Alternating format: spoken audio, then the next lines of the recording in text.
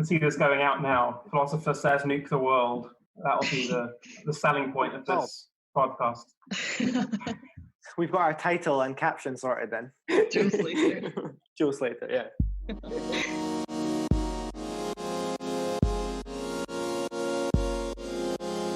Hello and welcome back to another episode of Thoughts. I'm Moody. And I'm Ross Patrizio. In this episode, we talked to Dr. Joe Slater, a lecturer in moral philosophy at the University of St Andrews. We discussed whether or not we have moral obligations to people in the future and whether or not thinking philosophically about these issues can help inform policy now. We hope you enjoy it. Here are some thoughts on future people.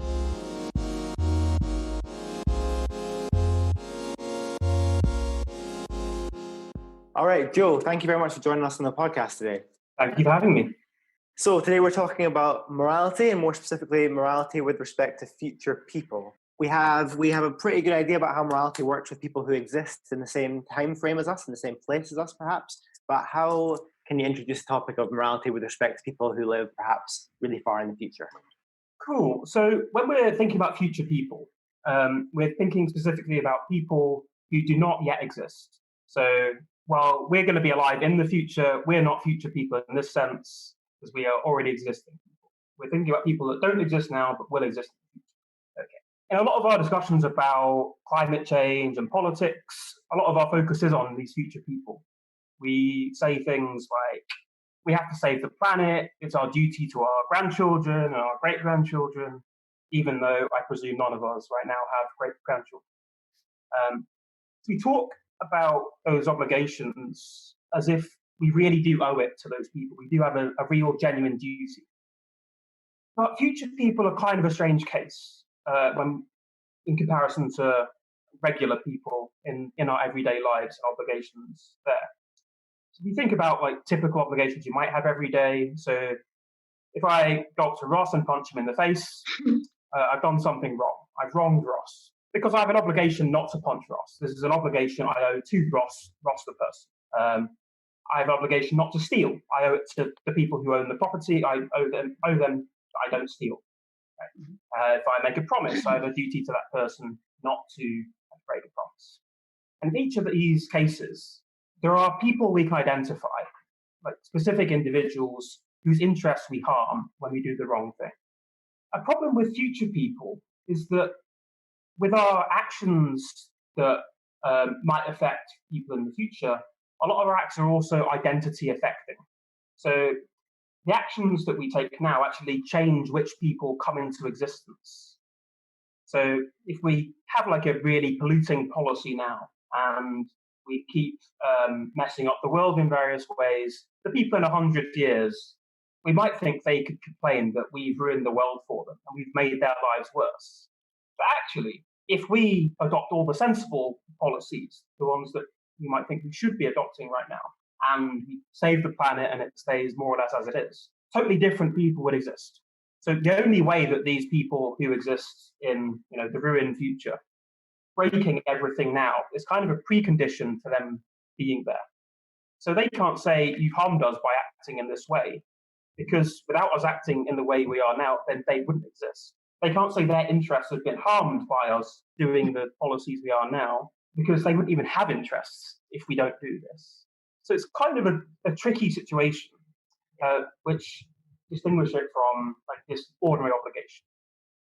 So what kind of, how are we thinking of actions that I might carry out now in the here and now that are going to cause existence in the future? Like, is this quite now? Or are we talking about just people that are going to, just actions that are plausibly going to affect like my, offspring, my family directly? Or is this like butterfly effect type stuff where if I, move something out in the street there, that causes kind of all encompassing in that way? Good. So there are lots of ways that we can say are definitely going to affect, like it seems like they're obviously going to be identity affecting. So if we have a policy that's going to flood parts of the planet, then there are going to be lots of climate refugees. Different people are going to meet, different people marry and have children in various ways. So obviously different people would exist then. But you might also think that even smaller things that you might do in your everyday life will change which people get to exist. So this all seems to rely on something which you might call, a lot of people in the literature call the person affecting principle. And that says something like, for an action to be morally wrong, there must be a specific person who it's bad for, someone whose interests are harmed by the action. And in our everyday cases, it looks like that seems right. Like, if you think of any action in typical everyday life, you can think of someone who you've wronged or someone whose interests you've harmed when you do that thing. And even in cases of people in the past, I might say that if after someone's died, I don't respect the wishes of their will, you can say, look, I've wronged them. There's a specific person I've wronged.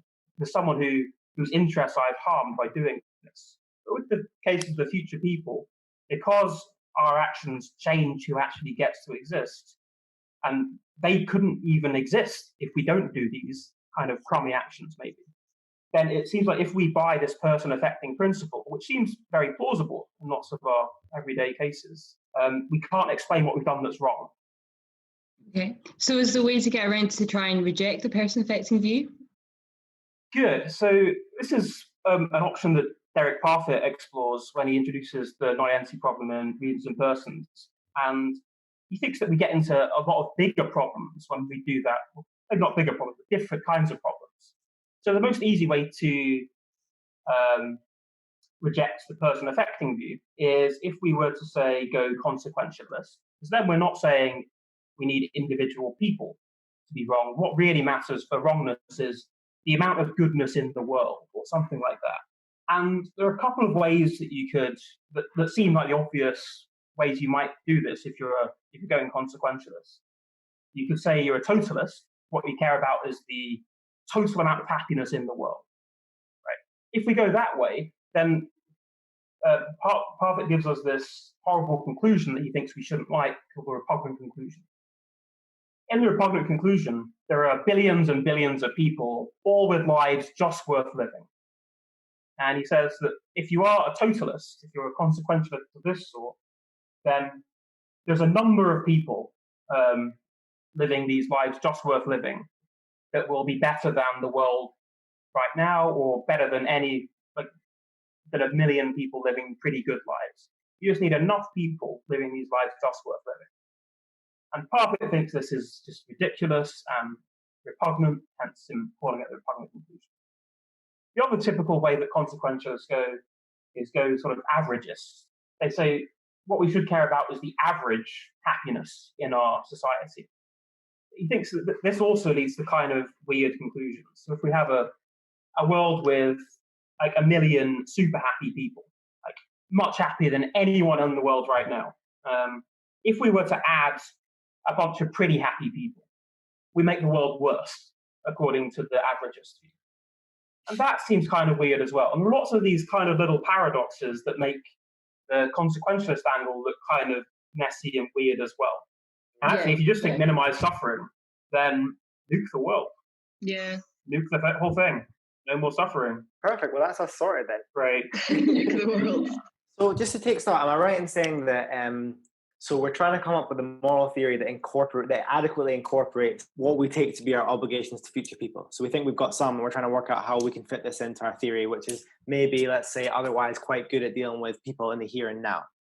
We have on the one side this problem of non-identity, and then it looks like it's underpinned by the person affecting view, so we try and get rid of that. And the most plausible way to do that looks like a consequentialist type thing, and then you've got the repugnant conclusion. Are we stuck? Are we missing some other? Are there some other good-looking avenues there, or is that the kind of situation we're in?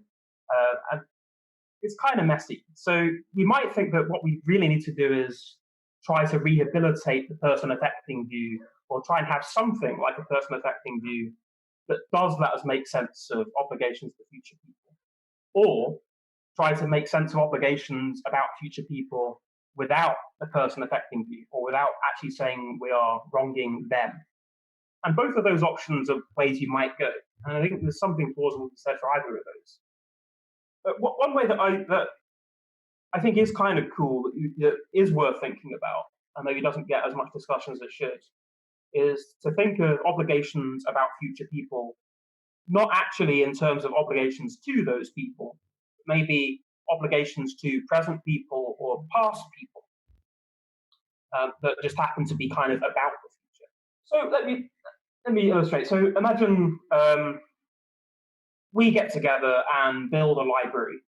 We think this library is going to stand for hundreds of years. We want it to be there for children to learn to read and to enjoy this place, right? We have this project which we want to succeed, and it's a worthy project. For people to respect us, it seems like they would have to treat this project with a certain kind of respect, right? So if in like 50 years someone knocks down that library, depriving the future generations of using it, it seems like they've actually done something wrong to us as well, right? So we could think of a lot of our obligations that count for future people in that kind of way.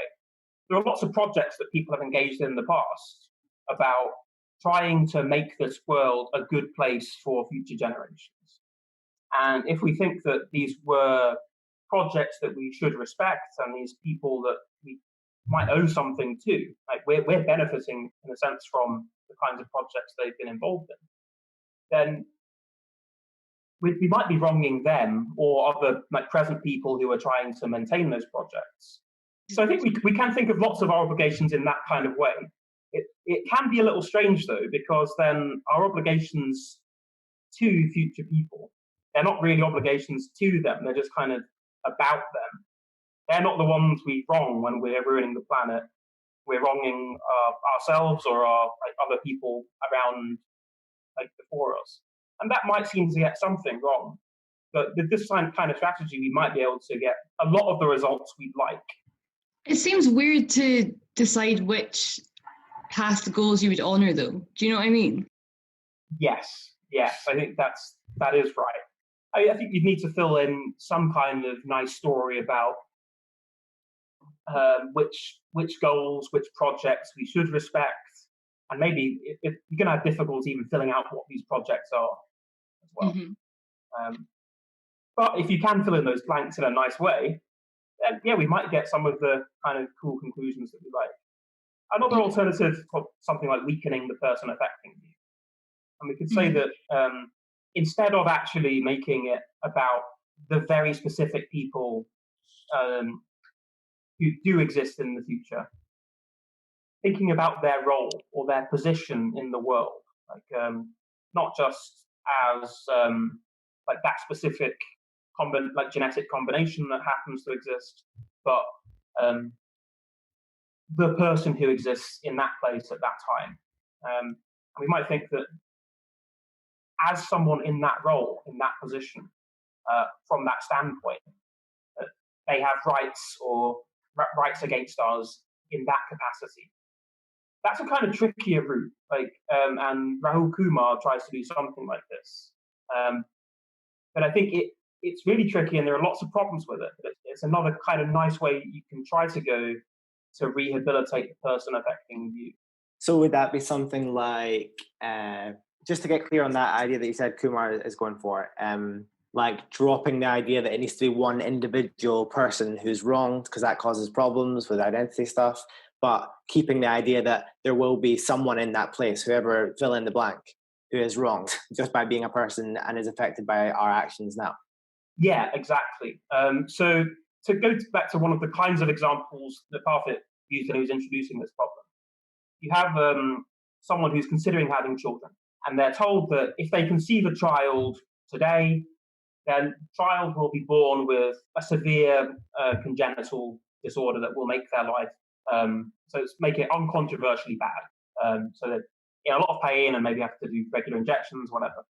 But then the person's also told if they take a pill and wait a month, then the child they produce will not have this disorder. So I think ordinarily people think that if the prospective mother has the child now, despite the doctor's recommendation, that she does something wrong, right? You either have a healthy child or you have a sick child. If you decide to have a sick child, something kind of wrong with you, or so the thought goes. But they would be different children, right? And this is part of the crux of the no-identity problem. Who is wronged if she has the first child, the one that's sick? Who's wrong? Because it can't be that child, because that person wouldn't have existed otherwise. would have been a totally different child if she'd waited a month. Entirely different genetic combination. But so if we go this way, kind of is the way that Kumar is suggesting, we're not talking about the specific genetic combination coming together.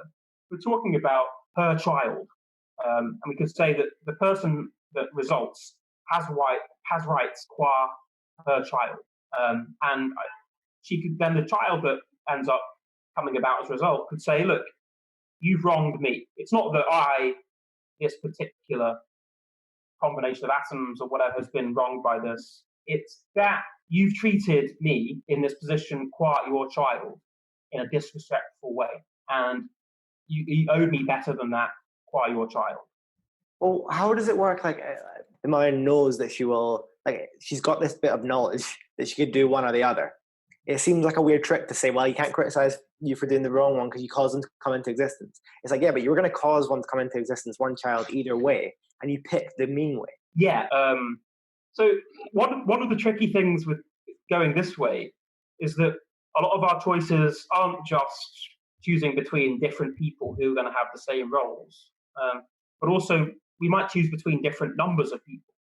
So if we think that the mother at this point in time is thinking that, oh, my child has this right, this child that doesn't exist yet, and in fact could never exist, has this right, then what if she decides not to have the child? Mm. Did that child that doesn't exist and never will exist have this right?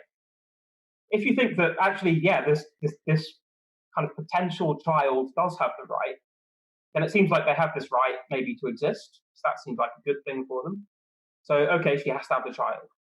Mm-hmm. But then if that child, if that potential child has the right to be born and to exist, then also it seems like as soon as she's had that child, there's another potential child she could be having right there, right? Her second child.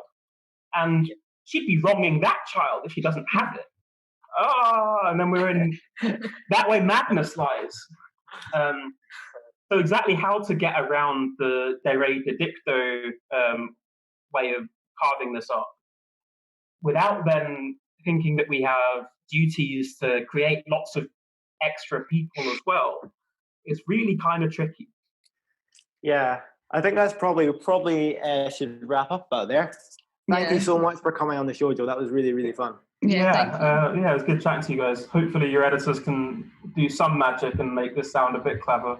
It will not take much, honestly. No. Thank you to everybody for listening. And remember, you can find us on Facebook under Thoughts U of G, on Twitter under the same name, and on Instagram at Thoughts_U of G. See you all next time.